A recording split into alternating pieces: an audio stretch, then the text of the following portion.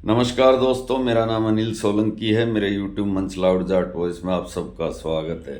दोस्तों, आज बात करेंगे हिंदू राष्ट्र की और हिंदू राष्ट्र की कल्पना करने वाले आचार्य धीरेंद्र शास्त्री की, जो हिंदू राष्ट्र बनाने के लिए बहुत लंबी पद यात्रा कर रहे हैं और पूरे ताम झाम के साथ कर रहे हैं। सरकार ने उनको पूरी सुरक्षा भी मुहैया करवा दी है। उसके पीछे उनका तर्क है कि मैं हिंदुओं को जगाने के लिए यात्रा कर रहा हूँ, और इसका विरोध भी हिंदुओं के ही कुछ संगठन कर रहे हैं। ये और भी बहुत एक हैरान करने वाली बात है, क्योंकि इसका विरोध तो करना चाहिए अल्पसंख्यक धर्म के लोगों को, उसमें मुसलमान हों, ईसाई हों, सिख हों, बौद्ध हों, लेकिन हिंदू समुदाय का ही दलित तबका इसका विरोध कर रहा है। इसमें भीम आर्मी का नाम सबसे ज़्यादा लिया जा रहा है, और आजकल जो आदमी ज़्यादा सुर्खियों में है इसका विरोध करने वाला, वो है दामोदर यादव, जो कि भीम आर्मी का ही एक सदस्य है। तो वो इसका विरोध क्यों कर रहे हैं, हिंदू राष्ट्र क्यों बनना जरूरी है, और आचार्य धीरेंद्र शास्त्री आचार्य हैं कि नहीं आचार्य हैं। 27-28 साल का एक लड़का जिसने अरबों की संपत्ति अर्जित कर ली, उस उम्र में, जिस उम्र में बच्चे पढ़ाई लिखाई करके नौकरी ढूंढते हैं, वो लड़का गुच्ची के चश्मे लगाता है, दुबई के अंदर अरबों की संपत्ति का मालिक बन बैठा है, और जो ये दावा करता है कि मैं सीधे हनुमान से फ़ोन पे बात कर लेता हूँ, और वो लोगों के नाम की पर्ची भी निकालता है। अब वो यात्रा कर रहा है इस मुल्क को हिंदू राष्ट्र बनाने के लिए। तो सबसे पहला सवाल ये पैदा होता है कि इसका विरोध हिंदू धर्म का ही एक तबका क्यों कर रहा है, और दूसरा सवाल ये पैदा होता है कि धीरेंद्र शास्त्री को ये यात्रा करने की ज़रूरत क्या है, क्योंकि हमारे देश के प्रधानमंत्री माननीय श्री नरेंद्र मोदी जी मंच से उनको अपना छोटा भाई कह चुके हैं। ये अलग बात है कि नरेंद्र मोदी जी उम्र में उनसे 50 साल बड़े हैं, यानी उनके दादा की उम्र के हैं, लेकिन अब उन्होंने छोटा भाई कह दिया तो छोटा भाई मान लेते हैं।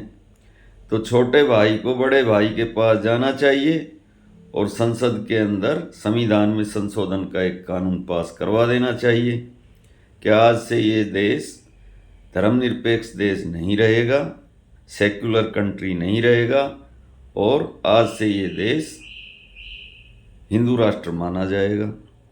जब नरेंद्र मोदी जी रात को 7 बजे टीवी पर आकर ये कह सकते हैं कि आज से 1000 का 500 का नोट लीगल टेंडर नहीं रहेंगे, तो नहीं रहे। जब नरेंद्र मोदी जी कश्मीर से धारा 370 हटा सकते हैं, जब नरेंद्र मोदी जी राम मंदिर बनवा सकते हैं, जब नरेंद्र मोदी जी समान नागरिक संहिता की तरफ भी कदम बढ़ा सकते हैं, कुछ राज्यों में तो लागू हो भी गई है, 3 तलाक को गैर कानूनी घोषित करवा सकते हैं, तो धीरेंद्र शास्त्री जी को जनता को जगाने की ज़रूरत क्या है। हिंदू तो पहले ही जागा हुआ है, और हिंदू तो ये कह रहा है कि बनाओ हिंदू राष्ट्र। भाई, हिंदू जो जनता है वो थोड़ी ना हिंदू राष्ट्र बनाएगी, बनाना तो सरकार को है। और आज से मजबूत सरकार कब होगी, जो कि हिंदुओं की ही सरकार, हिंदुओं की सरकार होने का दावा करती है, और आधे से ज़्यादा भारत पे जिसका राज और केंद्र में लगातार तीसरी बार सरकार है, तो फिर सरकार को करना है ये काम, जनता को थोड़ी ना करना है। तो जनता के बीच यात्रा निकालने से अच्छा है धीरेंद्र शास्त्री या धीरेंद्र गर्ग जी को जाकर अपने बड़े भाई मोदी से मिलना चाहिए, और उनसे कह के लोकसभा राज्यसभा के अंदर 2/3 बहुमत के साथ प्रस्ताव पास कराएं, राष्ट्रपति के पास भेजें। राष्ट्रपति के साइन होते ही ये राष्ट्र हिंदू राष्ट्र बन जाएगा। अब बात करते हैं कि हिंदू राष्ट्र बनने के बाद इस देश में हिंदुओं के लिए नया क्या हो जाएगा। ये सवाल तो जायज़ है, पूछा जाना चाहिए, आप लोगों को भी सोचना चाहिए कि अब ऐसा क्या है जो हिंदुओं को नहीं मिल रहा, और तब ऐसा क्या होगा जो हिंदुओं को मिलने लग जाएगा। इस देश के अंदर आज इस देश के राष्ट्रपति, प्रधानमंत्री, उपराष्ट्रपति, सुप्रीम कोर्ट के जज, हाई कोर्ट के जज, तीनों सेनाओं के अध्यक्ष, पूरी ब्यूरोक्रेसी के बड़े बड़े अफसर, सेक्रेटरी लेवल के और छोटे अफसर से लेकर चपरासी तक सारे हिंदू हैं। इस देश के अंदर जो 28-29 राज्य हैं उनके सबके मुख्यमंत्री भी हिंदू हैं। केवल 2 राज्यों को अगर छोड़ दें, एक जम्मू कश्मीर जो कि राज्य भी नहीं है, यूनियन टेरिटरी है, वहाँ का मुख्यमंत्री मुसलमान है और पंजाब का मुख्यमंत्री सिख है। अदरवाइज तो सारे ही हिंदू हैं। तो फिर हिंदू राष्ट्र बना के नया क्या होगा? क्या कोई विशेष अधिकार मिलेंगे? क्या होगा? कुछ लोग ये बात कहते हैं कि अगर ऐसे ही चलता रहा तो 2050 तक मुसलमानों की जनसंख्या हिंदुओं से ज़्यादा हो जाएगी और ये इस्लामिक राष्ट्र बन जाएगा। तो उसके लिए भी नरेंद्र मोदी जी के पास ताकत है। वो 2 बच्चों का कानून क्यों नहीं लाते संसद में? संसद के अंदर ये कानून बना दें कि जो 2 बच्चे से ज़्यादा पैदा करेगा उसको सारी सरकारी सुविधाएं बंद कर दी जाएंगी। ना उसको फिर राशन मिलेगा सरकारी, ना उसको नौकरियों में कोई रिजर्वेशन मिलेगा अगर वो रिजर्व कोटे से आता है, ना उसको किसी चीज़ पे सरकारी सब्सिडी मिलेगी। अपने आप ही चूड़ी टाइट हो जाएगी, अपने आप ही लोग बंद कर देंगे। और सबसे बड़ी बात जो है इसके अंदर जो सोचने वाली है, आप सबको ये बात सोचनी चाहिए कि इस देश के अंदर दलित संगठन क्यों विरोध करते हैं? हिंदू राष्ट्र का विरोध तो मुसलमानों को करना चाहिए। वो इसलिए विरोध करते हैं कि जब इस देश में संविधान नहीं था, जब इस देश के अंदर बाबा साहब अंबेडकर का संविधान नहीं था, तब ये देश अघोषित रूप से हिंदू राष्ट्र ही था। और उस समय पर दलितों की हालत जानवरों से भी गई गुजरी थी। ये बात कुछ लोगों को पता है, कुछ लोगों को हो सकता है ना पता हो। आदमी अपने घर में एक जानवर पालता था, गाय भैंस जो भी दूध देने वाला जानवर या खेत में काम आने वाला जानवर, बैल ऊँट वगैरह वगैरह, उसको भी टाइम से खाना पीना देता था, उसकी नहलाता था, धुलाता था, सेवा पानी करता था। वो बीमार हो जाए तो उसका इलाज भी करता था। लेकिन दलितों को गांव से बाहर एक कोने में तो बसाया जाता था। सामने से अगर दलित टकरा जाए तो घर पे आके स्नान करते थे कि अपवित्र हो गए, दर्शन हो गए, खराब हो गए।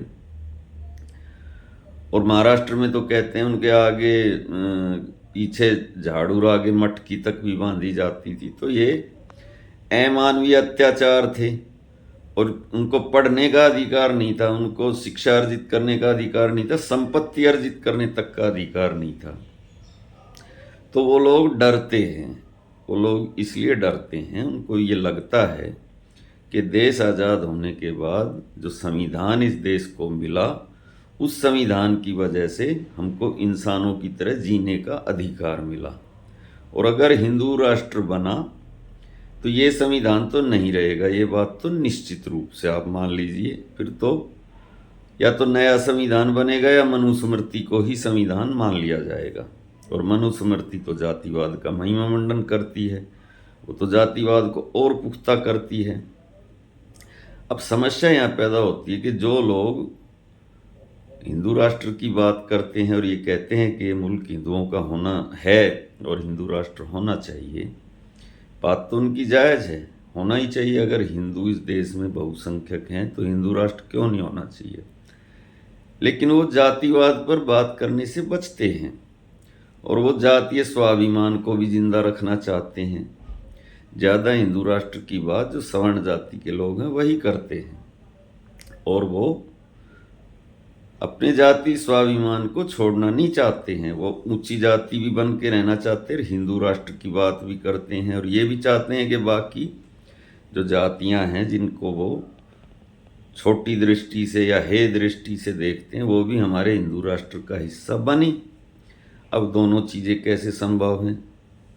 आचार्य धीरेन्द्र शास्त्री जी को करना ये चाहिए कि बजाय उनको इस किस्म की सरकारी सुरक्षा में यात्रा निकालने के, उनको इस चीज़ के लिए दलितों को कन्विंस करना चाहिए। दलितों के मोहल्ले में, बस्तियों में जाएं, वहाँ पर रुके, रात को उनके घर पे रुकें, खाना खाएं जैसे नेता खाते हैं, और उनको ये समझाएं कि अगर हिंदू राष्ट्र बना तो तुम्हारे अधिकार सुरक्षित रहेंगे, उन पर कोई डाका नहीं डालेगा। और जो पहले जो दौर था आज़ादी से पहले का, वैसा दौर अब नहीं आएगा दोबारा से। उनको कन्वेंस करें, और अगर वो फिर भी कन्वेंस ना हो तो एक तरीका मैं बता देता हूँ। जातिवाद को इस देश से हमेशा हमेशा के लिए ख़त्म करने का एक तरीका मैं बता देता हूँ। एक तरीका ये है जातिवाद को ख़त्म करने का कि सरकार एक बिल लेके आए। सरकार उस बिल में प्रावधान करे कि जो ऊंची जाति का आदमी अपने से नीची जाति की लड़की से शादी करेगा उसको सरकारी नौकरी मिलेगी 100%। अगर वो ओबीसी जाति की लड़की से शादी करेगा तो उसको डी ग्रेड की नौकरी मिलेगी। अगर वो ईबीसी जाति की लड़की से शादी करेगा तो सी ग्रेड की। उसके बाद में अगर वो एससी जाति की लड़की से शादी करेगा तो बी ग्रेड की। और अगर शेड्यूल ट्राइब जो जंगली लोग होते हैं, जंगलों में रहने वाले, उससे शादी करेगा तो ए ग्रेड की नौकरी मिलेगी। फिर देखो अगले 10 साल के अंदर इस देश में अगर जातिवाद ढूंढा भी मिल जाए तो। और अंत में मैं ये बात कहते हुए अपनी बात को ख़त्म करूँगा कि जो भाई ओबीसी समाज के बीजेपी की सरकार आने के बाद अपने अंदर ये फीलिंग ले रहे हैं कि हम भी ऊंची जाति के बन गए हैं, हिंदू धर्म में हमको भी बराबरी का दर्जा मिल गया है, उन भाइयों को यूपी के इटावा में जो पेशाब कांड हुआ था उसको ज़रूर सोचना चाहिए। बड़ी अच्छी बात है, सभी हिंदू हैं, सभी अपने भाई हैं। सभी भाइयों को आने वाले हिंदू राष्ट्र की मेरी तरफ से शुभकामनाएं। लेकिन ये 2-3 बातें, ये 2-3 सुझाव जो मैंने दिए हैं हिंदू राष्ट्र बनाने वालों को, उन पर ध्यान देना चाहिए। नरेंद्र मोदी जी से बात करनी चाहिए, नरेंद्र मोदी जी से मिलना चाहिए। उसके अंदर पहले तो ये जाति वाला मैटर उठाना चाहिए कि पहले हिंदू धर्म में जो जातिवाद है उसको इक्वल किया जाए, बराबर किया जाए। उसके बाद में फिर ये कानून लाया जाए जनसंख्या वाला, सबके लिए, हिंदू मुस्लिम सिख ईसाई सबके लिए, कि जो 2 बच्चे से ज़्यादा पैदा करेगा उसको कोई सरकारी सुविधा नहीं मिलेगी। और फिर उसके बाद संसद के अंदर कानून पास करो और बनाओ हिंदू राष्ट्र, किसी को कोई दिक्कत नहीं है। और दलितों को यह आश्वासन दे दो कि तुम्हारे ऊपर हिंदू राष्ट्र के अंदर कोई भी जुल्म और जाति नहीं होगी, उनको भी कन्विंस करो। बस आज के वीडियो में भाइयों इतना ही। मिलते हैं अगले वीडियो में। वीडियो कैसा लगा कमेंट करके बताएं। अच्छा लगा तो अपने ग्रुप में शेयर करें, लाइक करें, कमेंट करें। और जो भाई अभी अभी चैनल से जुड़े हैं वो चैनल को सब्सक्राइब करें, बेल आइकन को दबाएं। आप सबका दिन शुभ हो। मिलते हैं अगले वीडियो में। थैंक्स भाई।